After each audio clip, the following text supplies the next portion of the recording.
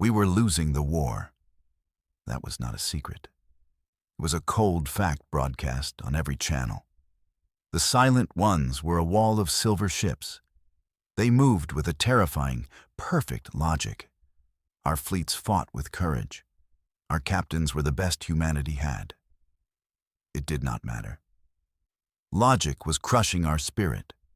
Every battle followed the same script. We would devise a clever plan. We would use terrain and timing. The Silent Ones would analyze it. They would calculate the optimal response. Then they would execute it without flaw. Our ships became numbers in their equations. Our homes became coordinates on their maps. We fought them in the void of the Orion Spur.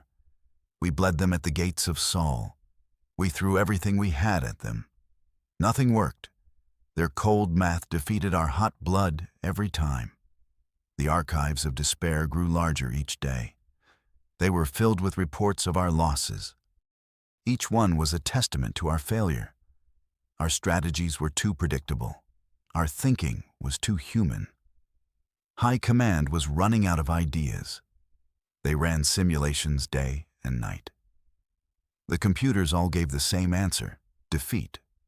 A 97% chance of total system failure. The remaining 3% was a rounding error. Hope was a resource we could no longer afford. We were facing an enemy that could not be outthought. Then came Dr. Eris Thorne. She was not a strategist. She was a historian. She studied dead languages and forgotten cultures. Her office was a dusty corner of the archives. She walked into the main strategy room. The admiral stared at her. Her presence was an anomaly. She carried a data slate with a single file. It was not a battle plan.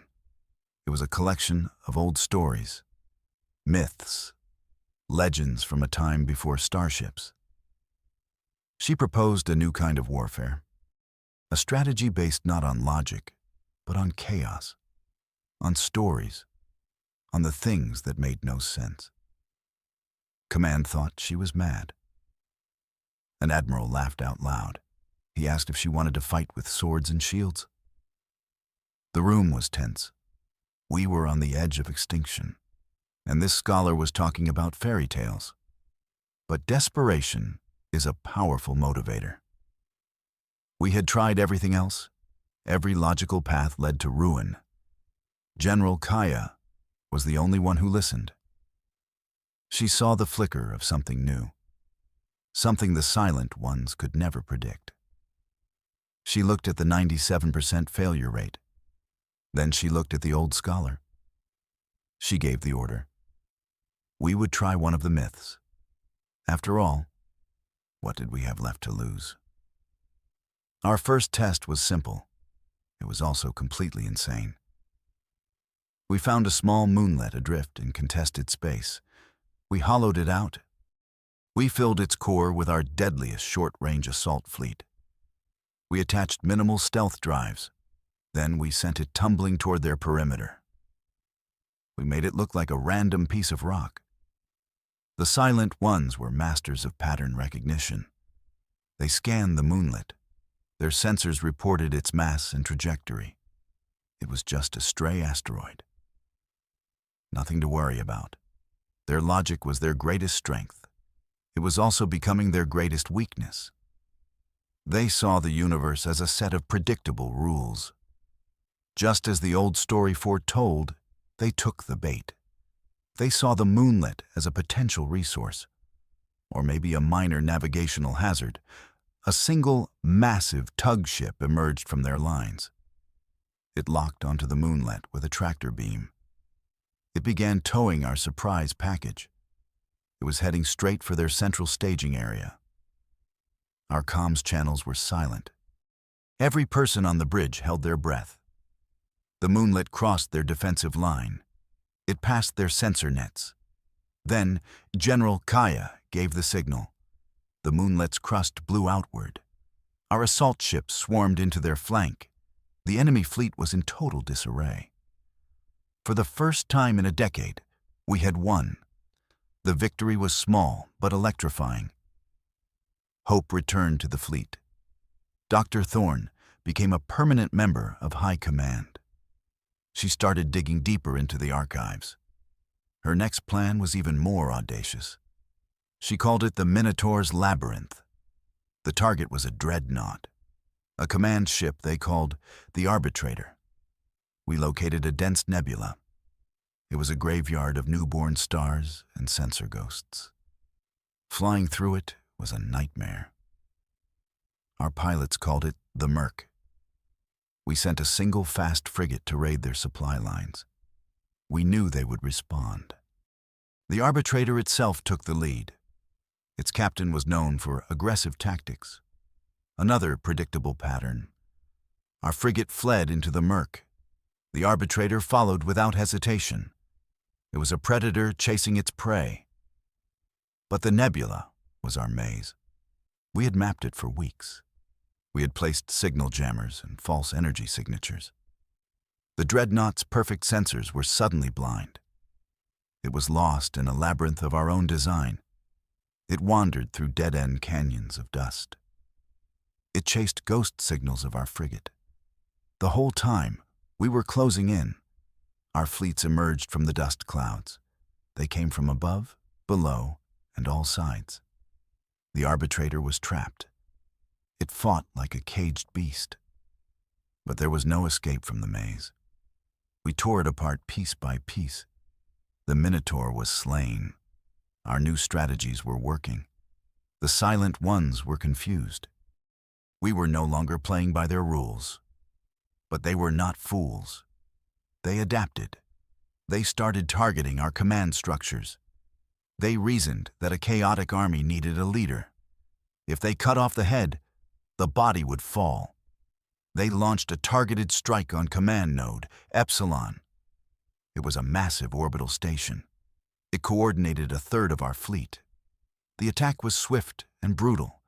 The station was vaporized. The Silent Ones declared a major victory. They expected our fleets in that sector to fall apart, to become a disorganized mob. They were wrong. Dr. Thorne had prepared for this.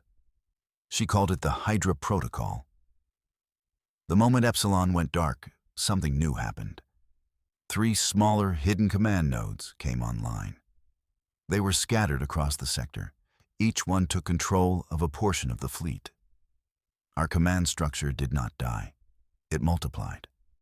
Our forces became a decentralized network. They were harder to predict, harder to target. For every head they cut off, 2 more would take its place. The enemy had wanted to stop our chaos. Instead, they had just made it stronger. It was a lesson they learned the hard way. Our ships were precious. Our soldiers were heroes. We could not afford to lose them in pointless charges. We needed something expendable, something to draw the enemy's fire. Dr. Thorne found another story, a tale of a protector made from clay and magic. She called the new project the Golem Initiative. We did not use clay. We used asteroids and salvaged ship hulls. We built an army of mindless drones. They were crude and heavily armored. They had no complex systems, just a simple engine and a basic weapon. They were designed to do one thing: absorb damage. They were the perfect shield for our real forces. We launched them in massive waves. The Golem fleet lumbered toward the enemy. They looked like a real armada on sensors. The Silent Ones reacted as expected. They focused all their firepower on the drones. Their logic told them to eliminate the biggest threat first. They wasted entire volleys on mindless rock and steel. While they were distracted, our true fleets maneuvered. Our strike carriers and destroyers swept in from the flanks. They hit the enemy lines when they were reloading. The golems were our silent guardians. They died in fire and light. But they saved countless lives. They became a legend among our pilots. Our chaotic strategies were taking a toll. The Silent Ones were no longer confident. Their perfect logic was failing them. They began to see patterns where there were none. They hesitated. They second-guessed their own calculations. We had infected their machine minds with a very human flaw: fear. A simple sensor ghost was now a potential labyrinth. A stray asteroid might be another Trojan horse. They started dedicating immense resources to scanning everything. Their methodical advance slowed to a crawl. They were becoming paranoid. This was a victory bigger than any single battle. We were winning the war for their mind. We took advantage of their newfound caution. We sent single fighters to broadcast huge energy signatures, making one ship look like an entire fleet. They would divert their forces to counter a threat that did not exist. It was a simple trick, something a child might come up with, and it worked every single time. Their rigid tactics were a liability now. They could not adapt to our irrationality. We were the ghost in their machine, the random variable in their perfect equations. They had come to conquer us with logic, but they were being defeated by campfire stories. It was almost funny, almost. Dr. Thorne expanded her research. She moved from myths to military history. She found the writings of an ancient strategist, a man named Sun Tzu. His ideas were thousands of years old, but they were timeless. One principle stood out: all warfare is based on deception. We prepared our biggest trap yet. We gathered a huge portion of our fleet in the Vega system. We made it look like a last stand. We broadcast our intentions on open channels. We let their spies see our preparations. We wanted them to believe we were concentrating our forces, that we were preparing for a decisive battle. The bait was tempting. They took it. A massive armada of their silver ships warped into Vega. They expected to find our grand fleet waiting for them, ready to be crushed. Instead, they found only a token force, a small defensive screen. The real fleet was gone. Then our trap sprung. Our ships warped in behind them. We had used the system's gravity wells to hide our true position. They were cut off, surrounded. It was the oldest trick in the book. Appear strong where you are weak. Appear weak where you are strong. The enemy armada, once a symbol of their power, was now caught in our net. Not all myths were about trickery. Some were about pure, untamed fury. Dr. Thorne found tales of ancient warriors, men who fought with a battle madness. They were called berserkers. She proposed creating a new kind of shock troop, a force that would embrace controlled chaos on the battlefield. We trained our best Marines for this new role. They wore advanced assault armor. It was designed to look fearsome. It amplified their strength and speed. They were taught to fight not as a cohesive unit, but as individuals, a storm of blades and fire. Their goal was to sow terror and confusion during boarding actions. The first deployment was against an enemy battleship. Our Golem fleet took down its shields. Our boarding pods latched onto its hull. The berserkers were unleashed inside. They tore through the ship's corridors. They did not take cover. They did not advance in formation. They were a force of nature. The silent ones did not know how to fight them. Their robotic defenders were built to counter organized soldiers. They could not handle such ferocity. The ship's internal comms were filled with panic. We could not understand their language, but we could understand the fear. Our berserkers became the Vikings of the enemy's nightmares. A new and terrible legend was born. Our new strategies were working too well. Our soldiers were not just fighting anymore. They were living out legends. The pilots of the Trojan horse fleets saw themselves as cunning heroes. The Marines in the berserker units began to believe in their own invincibility. The line between duty and myth started to blur. A pilot might take an unnecessary risk, trying to create a new story for the archives. A berserker squad might refuse to retreat. believing they were destined to win against impossible odds. We were fighting with stories, but the stories were starting to fight back. We were losing control of the narrative. General Kaya saw the danger. She talked with Dr. Thorne. Our greatest weapon was becoming a double-edged sword. The chaos that confused the enemy could also consume us. How do you command an army that thinks it is immortal? How do you enforce discipline on heroes from legend? We had to walk a fine line.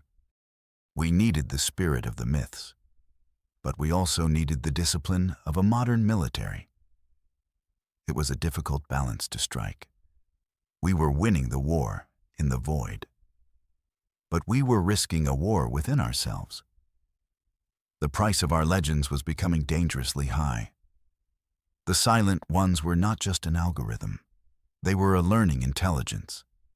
They had been beaten by our stories, our chaos. So they changed their approach. They stopped trying to understand our myths. They decided to destroy them instead. Their new strategy was terrifyingly logical.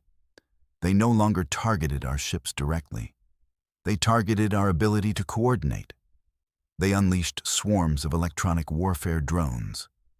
These machines did not fire lasers. They fired viruses and communication jammers.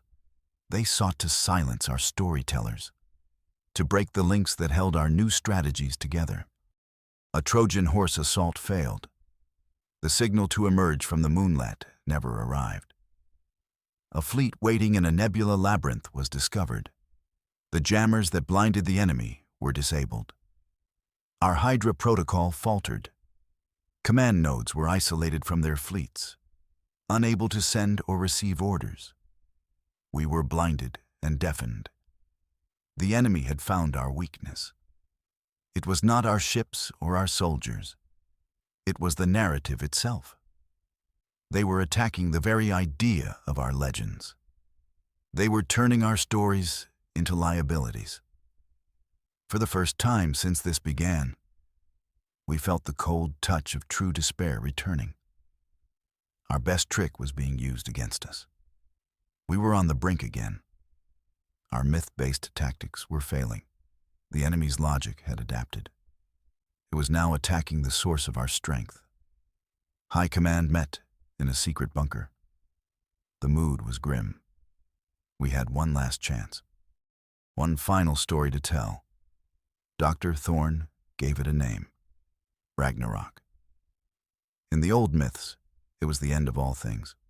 A final, cataclysmic battle between gods and monsters. It was not a story of clever tricks.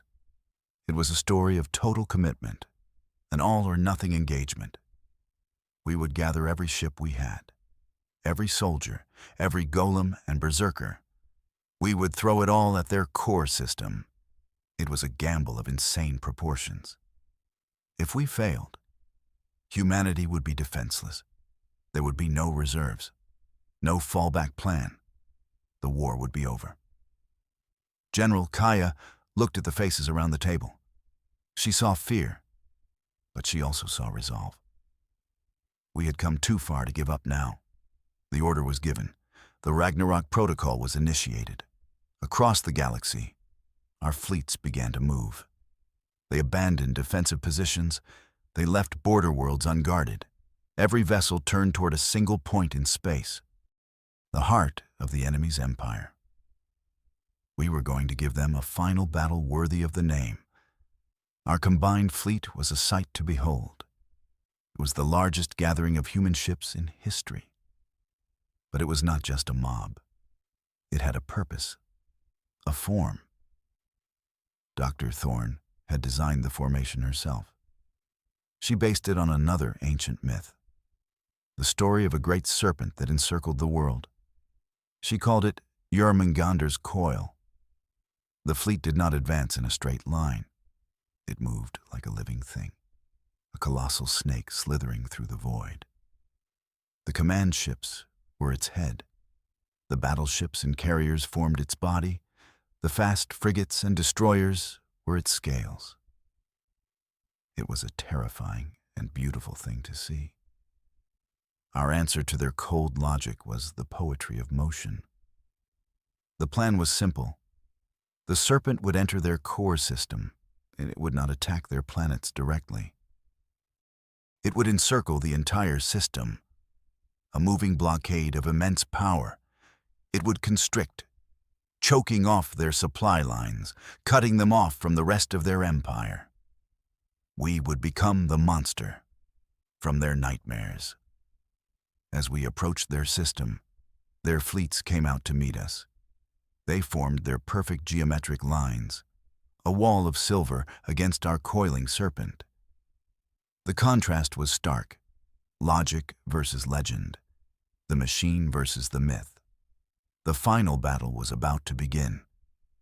The serpent was ready to strike. The final battle began with a roar of silent fire. Our serpent formation clashed with their rigid lines. The void between stars became a storm of impossible scale. Lasers and missiles painted new constellations. Explosions bloomed like terrible, short-lived suns. It was the end of the world, just as the old stories promised. We unleashed everything we had. Trojan horse asteroids, hundreds of them, slammed into their rear guard. Golem fleets charged forward. They absorbed the first volleys of enemy fire. Our berserkers boarded their capital ships. They fought with the fury of warriors at the end of time. Every myth we had ever learned was put into practice. The enemy fought with chilling precision. Their silver ships moved in perfect concert. They identified our command ships, the Serpent's Head, and focused their attack. But our fleet was not a rigid structure. It was fluid. When one part of the coil was damaged, another moved to take its place. The Serpent writhed and fought back. General Kaya stood on her bridge. She watched the chaos unfold. It was not a battle that could be won with tactics alone. It was a contest of will, of belief. Their logic told them they should be winning. But our story, our legend of Ragnarok, told us we could not lose. Fire and ice collided, and the universe held its breath. We won. I still do not know how. The battle raged for days. The serpent's coil tightened. The enemy's perfect formations broke. Their logic shattered against our unwavering belief. The last of their silver ships fell silent. The core system was ours. The war was over. A stunned quiet fell over our comms channels. We had paid a terrible price. Our fleet was a shadow of its former self. We had lost heroes. We had lost friends. But we had survived. We had faced an enemy that was our superior in every logical way. And we had defeated them with the most illogical thing imaginable: a story. We returned not as soldiers, but as legends. The pilots of the Trojan horse assault, the survivors of the Berserker onslaught, the defenders of the Hydra protocol. We had started this war as a desperate species. We ended it as something more. We had studied the heroes of old. Now, we had become them. The galaxy is different now. We are different. We rebuilt our worlds. We forged new alliances. But we never forgot the lessons from the archives. We learned that the oldest stories hold the greatest power. We turned our myths into a strategy. And in doing so, we became a myth ourselves. A new age of heroes had begun.